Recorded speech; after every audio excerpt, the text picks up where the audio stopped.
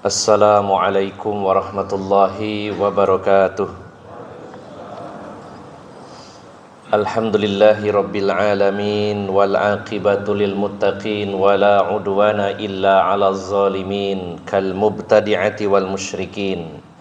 Asyhadu an la ilaha illallah wahdahu la syarikalah wa asyhadu anna Muhammadan 'abduhu wa rasuluhu la nabiyya ba'dah. Allahumma salli wa sallim wa barik ala nabiyyina Muhammadin wa ala alihi wa sahbihi ajma'in. Wa qala Allah ta'ala fi kitabihil karim, ya ayyuhalladzina amanu taqullaha haqqa tuqatih wa la tamutunna illa wa antum muslimun, amma ba'd. Para alim ulama, para ustadz, para sesepuh yang senantiasa saya hormati dan saya muliakan, bapak-bapak dan ibu-ibu jamaah Masjid An-Nur yang dirahmati Allah Subhanahu wa taala. Alhamdulillah, kita sangat bersyukur kepada Allah Subhanahu wa taala pada pagi hari ini bisa melaksanakan salah satu perintah Allah Subhanahu wa taala, yaitu salat subuh secara berjamaah. Dan alhamdulillah kita diberi kesempatan untuk duduk sejenak bersama-sama, saling nasihat menasehati dan duduk bersama untuk selalu mengupgrade keilmuan kita tentang agama Allah Subhanahu wa taala. Dan dengan sarana hadirnya kita di majelis ta'lim ini, semoga kita senantiasa mendapatkan hidayah dari Allah Subhanahu wa taala dan istiqomah di atas hidayah hingga ajal mendatangi kita semuanya. Bapak Ibu yang dimuliakan Allah Subhanahu wa taala, kita akan lanjutkan kajian kitab Ad-Da'u wad-Dawa.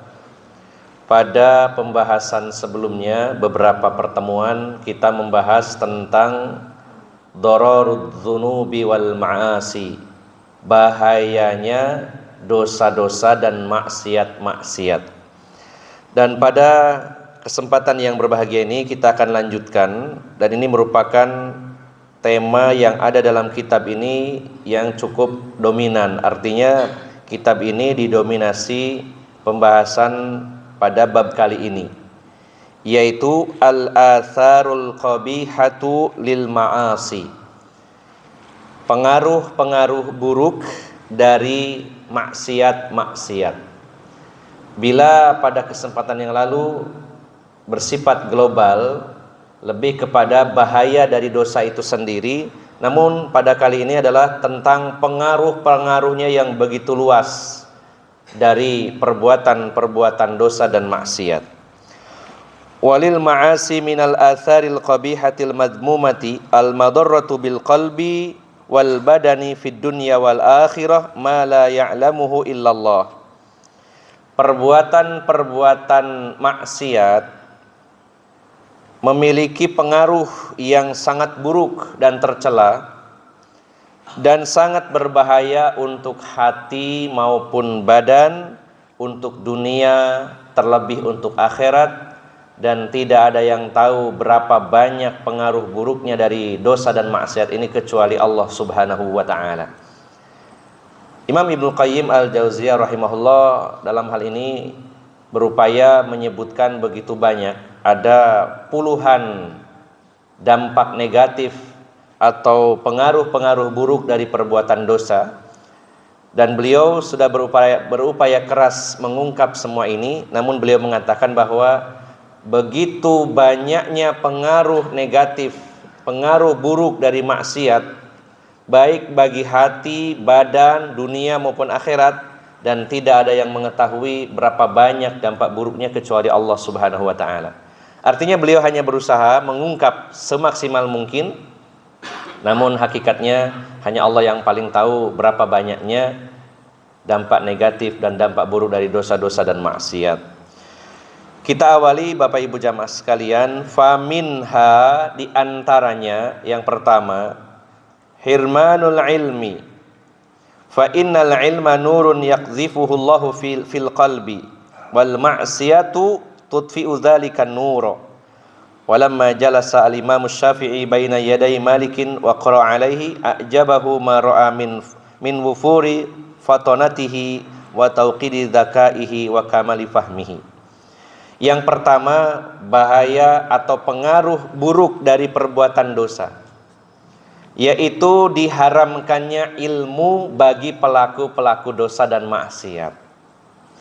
Karena sesungguhnya ilmu itu cahaya yang Allah tempatkan dalam hati seorang hamba, sementara maksiat itu memadamkan cahaya tersebut. Kita memahami bahwa ilmu agama, al-ilmu nurun, ilmu itu cahaya di dalam hati manusia. Maka dengan maksiat, cahaya itu dipadamkan oleh Allah Subhanahu wa ta'ala. Jadi tidak mungkin orang-orang yang bermaksiat itu akan memiliki cahaya dalam hatinya, karena setiap Allah ingin memberikan sinar di dalam hatinya, dia padamkan dengan maksiat-maksiat dan dosa-dosa yang dia lakukan. Nah, ini ada satu fenomena yang terjadi ketika Imam Syafi'i belajar kepada Imam Malik dan membaca kitab di hadapannya, karena memang Imam Malik adalah salah satu guru dari Imam Asy-Syafi'i rahimahullah.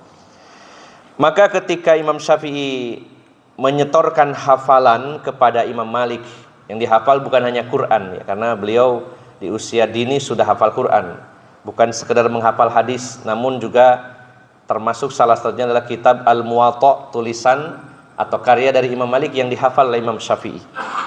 Ketika Imam Syafi'i menyetorkan hafalan-hafalan beliau, maka Imam Malik sangat takjub dengan hebatnya, kuatnya hafalan Imam Syafi'i. Beliau sangat takjub dengan kecerdasannya dan kesempurnaan pemahamannya. Maka melihat muridnya yaitu Imam Syafi'i yang memiliki hafalan yang luar biasa, begitu mudah Allah memberikan ilmu kepada Imam Asy-Syafi'i, maka Imam Malik berkata, inni arallaha qad alqa ala qalbika nura fala tudfi'uhu bi zulmatil ma'siyah. Pesan seorang guru kepada muridnya yang cerdas, jenius, yang sangat hebat pemahamannya. Beliau mengatakan, saya melihat sungguh Allah telah memberikan cahaya di hatimu, hai Syafi'i, maka janganlah engkau padamkan dengan gelapnya kemaksiatan. Artinya Imam Malik memperhatikan betapa mudahnya Imam Syafi'i itu menghafal sesuatu. Disampaikan ayat, disampaikan hadis, disampaikan perkataan-perkataan para ulama, dibacakan kitab kepada beliau. Beliau dengan mudahnya menghafalnya, memahaminya. Maka beliau mengatakan, saya perhatikan sesungguhnya Allah itu telah memberikan cahaya di hatimu, wahai Imam Syafi'i, maka jangan pernah engkau padamkan cahaya di hatimu itu dengan gelapnya kemaksiatan-kemaksiatan. Maka Imam Asy-Syafi'i membaca sebuah syair. Beliau membaca atau beliau menyampaikan sebuah syair yang berbunyi, syakautu ila waqi'i su'a khifdzi fa arsyadani ila tarkil ma'asi wa qala i'lam bi annal ilma fadlun wa fadlullahi la yu'tahu 'asi. Saya mengeluhkan kepada Waqi, ya salah satu guru beliau, saya mengeluhkan kepada Waqi buruknya hafalan saya. Imam Syafi'i mengatakan, saya mengeluhkan hafalan saya yang kurang baik kepada guru saya. Maka beliau memberikan bimbingan, memberikan arahan agar saya meninggalkan maksiat. Dan dia berkata, ketahuilah sesungguhnya ilmu itu karunia. Ilmu agama itu karunia yang Allah berikan kepada seseorang. Maka karunia Allah itu tidak akan pernah diberikan kepada orang-orang yang ahli maksiat. Bapak Ibu jamaah sekalian, maka ilmu adalah cahaya dalam hati dan akan padam dengan gelapnya maksiat. Dan ilmu agama adalah karunia dari Allah Subhanahu wa ta'ala. Siapa yang mendapatkan ilmu agama, pemahaman yang bagus tentang agama ini, dia mendapatkan karunia dari Allah Subhanahu wa ta'ala. Dan Allah tidak akan memberikan karunia itu kepada para ahli maksiat, pelaku-pelaku dosa. Jadi yang pertama, orang-orang yang ahli maksiat, bergelimang dalam dosa, diharamkan baginya pemahaman ilmu yang benar tentang Islam ini. Wa minha hirmanu rizqi. Yang kedua, diharamkan baginya rizki, artinya dipersulit untuk mendapatkan rizki. Wa fil musnad, dalam kitab musnad yaitu musnad Imam Ahmad, Rasulullah sallallahu alaihi wasallam bersabda, innal abda la yuhramu rizqu bidzanbi yusibuhu. Sesungguhnya hamba sungguh akan diharamkan untuk mendapatkan rezeki dengan dosa-dosa yang dia lakukan. Wa kama anna taqwallahi mujallabatul lirizqi fatarkut taqwa mujallabatul lil faqri famastajlaba rizqullahi bimithli tarkil ma'siyah.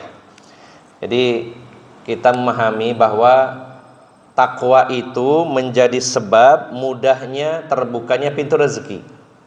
Bahkan orang-orang yang bertakwa akan Allah berikan rezeki dari jalan yang tidak disangka-sangka. Maka sebaliknya, orang yang meninggalkan ketakwaan berarti sebaliknya apa yang dia dapatkan. Kalau orang yang bertakwa dimudahkan mendapatkan rezeki, maka orang yang meninggalkan takwa, yaitu dengan maksiat, karena maksiat itu meninggalkan perintah dan melanggar larangan. Dosa itu adalah ketika seseorang meninggalkan apa yang diperintahkan oleh Allah dan justru dia melakukan apa yang dilarang oleh Allah Subhanahu wa taala. Jadi bukan hanya melanggar larangan, tapi juga meninggalkan perintah. Berapa banyak orang yang memahami dengan pemahaman yang keliru bahwa dosa itu kalau melanggar larangan Allah. Allah melarang zina, maka ada orang zina, wah dia dosa. Allah melarang memakan riba, lalu orang itu makan riba, maka dia berdosa. Allah melarang judi, baik offline maupun online. Tidak ada bedanya kalau judi mau offline mau online, sama-sama dosanya. Jangan pernah berpikir bahwa kalau judi online dosanya separuhnya, ya. Sama. Judi diharamkan tapi tetap dilakukan, maka itu dosa. Banyak orang yang memahami bahwa meninggal atau melanggar larangan Allah itu dosa, padahal termasuk dosa juga meninggalkan perintah. Sehingga ada orang merasa telah bebas dari dosa ketika dia tidak melanggar larangan, tapi dia meninggalkan kewajiban. Ada orang mengatakan bahwa saya ini walaupun tidak sholat, tapi saya tidak pernah gibah. Walaupun saya tidak sholat, saya tidak pernah menyakiti tetangga saya. Menyakiti tetangga adalah dilarang oleh Allah Subhanahu wa ta'ala. Maka ketika dilakukan dia berdosa. Tapi kelirunya adalah seolah-olah ketika dia tidak melanggar larangan Allah, namun mereka meninggalkan kewajiban, seolah-olah tidak berdosa. Padahal itu juga perbuatan dosa. Maka definisi taqwallah yang paling populer adalah menjalankan perintah, menjauhi larangan. Dan sebaliknya dosa itu meninggalkan perintah, melakukan larangan.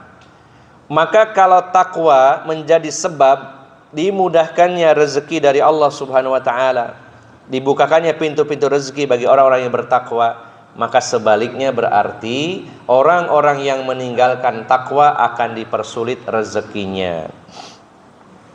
Bapak Ibu jamaah sekalian yang dimuliakan Allah Subhanahu wa taala, bila ada pertanyaan, ada juga tuh orang gak pernah ibadah dan juga ahli maksiat tapi rezekinya lancar. Ini sudah berkali-kali kita bahas, memang ada fenomena seperti itu. Tapi tidak selalu begitu. Tidak seluruh orang yang bermaksiat rezekinya lancar. Itu hanya fenomena sebagian dari manusia, dan ini adalah bentuk istidraj dari Allah Subhanahu wa taala yang akan kita lihat adalah endingnya, bukan sekarang. Ya, tetap dia akan berada dalam kebinasaan, akan digenggam oleh Allah Subhanahu wa taala dan tidak akan dilepaskan lagi. Dan justru yang seperti itu malah lebih berat lagi dibandingkan orang yang bermaksiat lalu diseretkan rezekinya. Mudah-mudahan dengan demikian dia sadar. Kalau bermaksiat tapi rezekinya lancar, malah ini lebih berbahaya. Namun secara teori asalnya kita memahami bahwa ketaatan kepada Allah, ketakwaan kepada Allah ini menjadi sarana kemudahan rezeki dari Allah Subhanahu wa taala, dan ketika melakukan sebaliknya, meninggalkan ketakwaan dengan maksiat, maka akan mempersulit rezeki dari Allah Subhanahu wa taala. Kemudian yang ketiga, wa minha wahsyatun yajiduha al-'asi fi qalbihi bainahu wa bainallahi la tuwazinuha wa la tuqarinuha ladzati aslan.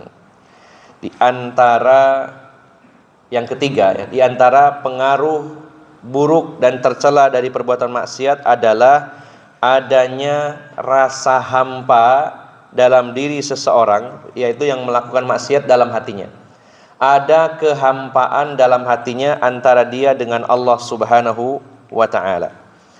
Jadi Bapak Ibu jamaah sekalian yang dimuliakan Allah Subhanahu wa ta'ala, ketika seseorang itu bergelimang dalam dosa dan maksiat, terus bermaksiat, apalagi dosa-dosa besar yang dia lakukan, maka dia akan merasakan kehampaan dalam hatinya. Dia ngambang hidup ini, tidak jelas tujuannya kemana ya. Dia tidak bisa merasakan ketenangan batin, dia tidak bisa merasakan manisnya iman, dia tidak bisa merasakan cinta dia kepada Allah Subhanahu wa ta'ala. Jadi ini otomatis setiap pelaku dosa dia akan merasakan kehampaan demi kehampaan, kekosongan demi kekosongan di dalam hatinya. Dan ini akan berakibat yang keempat, wa minha al-wahsyatul lati tahsilu lahu bainahu wa bainan nas. Wala siyama ahlul khair minhum fa innahu yajidu wahsyatun bainahu wa bainahum. Ketika seseorang itu tenggelam dalam dosa dan maksiat, terus-menerus dia melakukan dosa, ada kehampaan hubungan dia dengan Allah Subhanahu wa ta'ala, dan itu juga akan berakibat kehampaan hubungan dia dengan orang-orang, terutama dengan orang-orang yang baik, ahlul khair. Kalau orang itu sudah biasa bermaksiat, otomatis hubungan dia dengan Allah itu sangat lemah ya, bahkan ada kehampaan di antaranya. Dan itu akan berakibat juga kehampaan hubungan di antara manusia, terutama dengan orang-orang solih, terutama dengan orang-orang baik.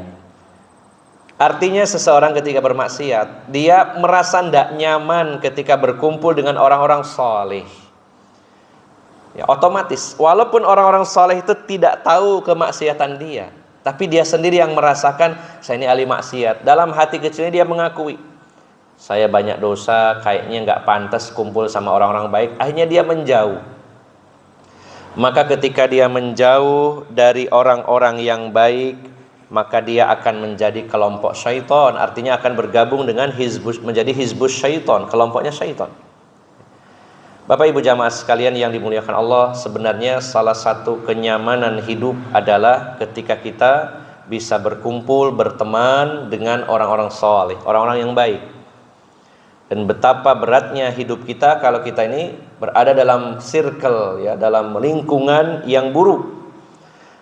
Nah, maka ketika seseorang melakukan dosa, maka dalam hatinya otomatis akan ada kehampaan hubungan antara dia dengan Allah, sekaligus kehampaan hubungan dia dengan sesama manusia, terutama dengan orang-orang yang baik.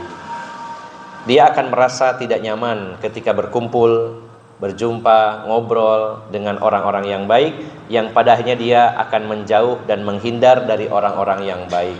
Maka di saat itulah ketika dia menjauh dari orang-orang yang baik, dia akan berkumpul dengan perkumpulan yang buruk, yang di dalamnya didominasi oleh pengaruh syaitan yang mengarahkan dia ke dalam kebinasaan. Kemudian yang kelima, Bapak Ibu jamaah sekalian, wa minha ta'siri umurihi alaihi fala yatawajjahu li amri illa yajiduhu mughlaqan dunahu aw mu'tasiran alaihi. Fahadha kama anna man ittaqallaha ja'ala lahu min amrihi yusra, faman atala taqwa ja'ala lahu min amrihi usra. Yang kelima, orang-orang yang bergelimang dalam dosa dan maksiat akan dipersulit urusannya oleh Allah Subhanahu wa ta'ala ya. Maka ketika dia menghadapi masalah, seolah-olah Allah tutup semua solusi untuk dirinya. Dan ini sebagaimana kebalikannya, ketika seseorang itu menjadi orang yang bertakwa kepada Allah, Allah akan jadikan setiap perkaranya mudah ya. Wa may yattaqillaha yaj'al lahu makhraja. Maka barang siapa yang bertakwa kepada Allah Subhanahu wa taala, Allah akan berikan jalan keluar setiap permasalahannya.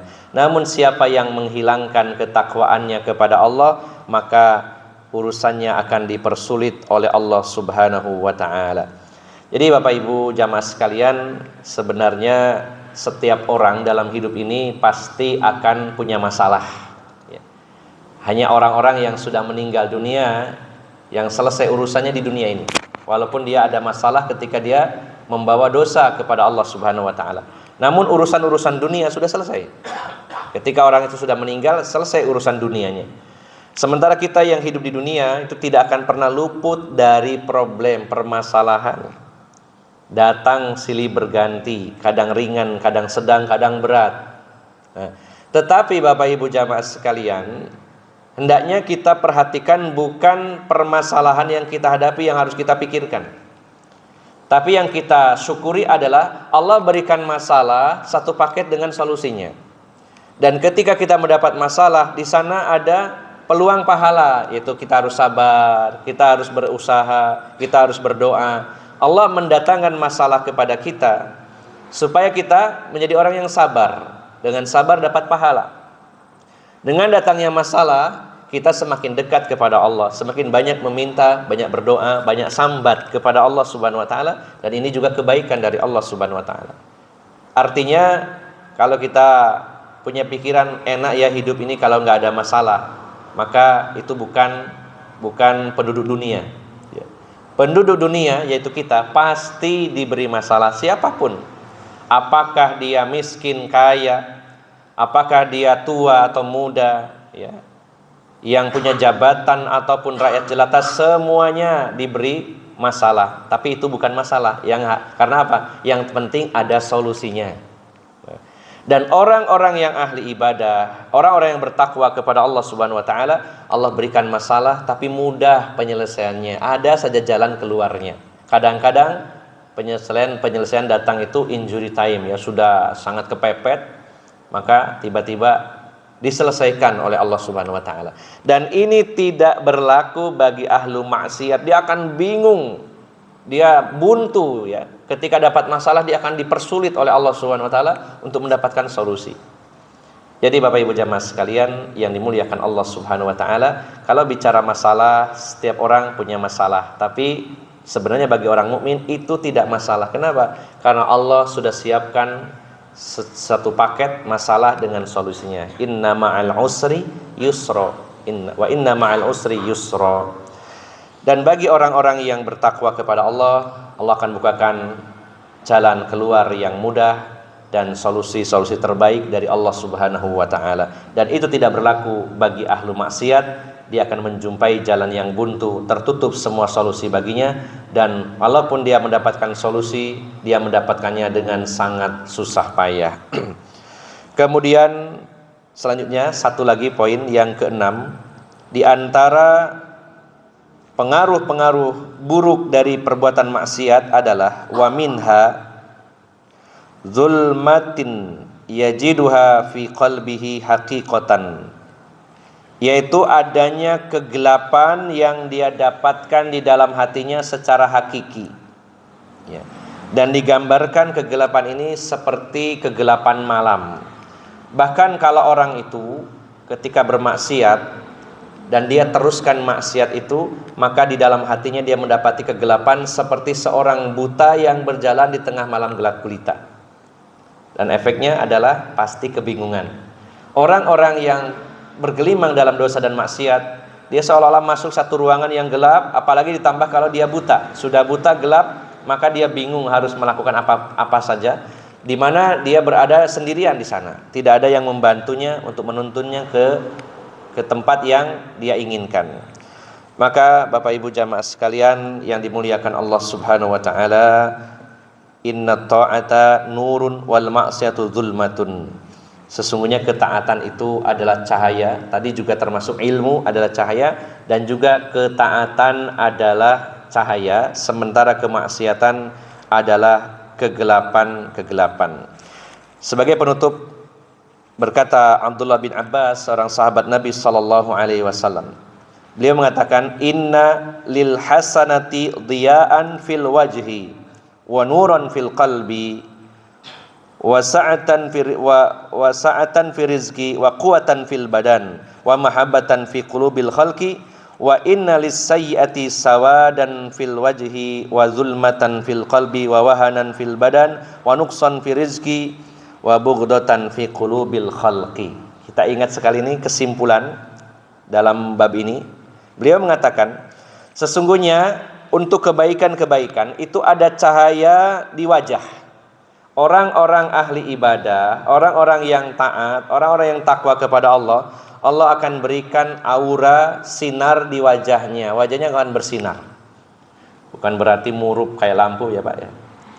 Tapi dia memiliki wajah yang cerah, menyenangkan. Dan di sini disebutkan dia mendapatkan cahaya di wajah, cahaya di hati, diluaskan rezekinya, dikuatkan badannya, sehat, kuat.